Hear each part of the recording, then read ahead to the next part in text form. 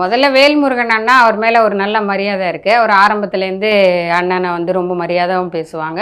இந்த கட்சிக்கு முன்னாடிலேருந்தே அவருக்கு அண்ணன் கூட பழக்கம்லாம் இருக்குது. அதை பற்றி இல்லை. அடுத்தது திருமாவளவன் அதே மாதிரி அவருக்கும் ஒரு மரியாதை அவர் மேலேயும் நாங்கள் வச்சுருக்கோம். ஆனால் எல்லாருமே எல்லாத்தையும் சொல்லிட்டு நேராக போய் திமுகவில் தான் எனக்கு காலில் விழுறாங்க. திமுகவில் காலில் விழுந்துட்டா அதுக்கப்புறம் நீங்கள் வேறு எந்த இதுக்குமே வரமாட்டீங்களே.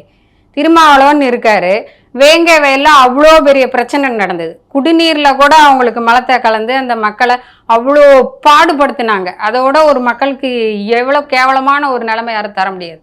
அதை பண்ணாங்க. அப்போ இவர் என்ன பண்ணார் திருமாவளவன்? அந்த மக்களை போய் பார்த்தாரா?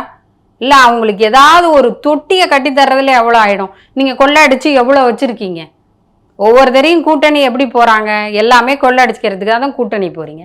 யாரை இப்போ நீங்களே சொல்லுங்கள். இப்போ இவங்க இப்போ நீங்கள் சொல்கிற 2 பேர் சரி, அது தவிர எல்லாருமே திமுக காலடியில் போய் விழுந்துடுறீங்க. இப்போ நம்ம யாரை போய் இது பண்ணலாம்? நீங்களே யாராவது ஒருத்தங்க இந்த மாதிரி தனித்துவமாக நல்ல கொள்கை கோட்பாடோட தமிழ்நாட்டை காப்பாற்றுறேன்னு யாராவது ஒருத்தர் சொல்லட்டும், அவங்க கூட நாங்கள் போகிறோம்.